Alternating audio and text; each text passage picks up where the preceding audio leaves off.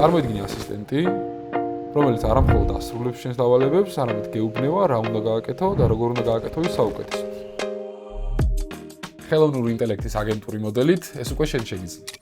მე ვარ ნიკა, AI აგენტების და ავტომატიზაციის ლექტორი და გასწავლი როგორ შექმნა შენს საჭიროებებზე მორგებული AI ასისტენტი და გააკეთო პროცესების ავტომატიზაცია ისე, რომ ნაკლებ დროში მიაღწია მაღალ ეფექტურობას.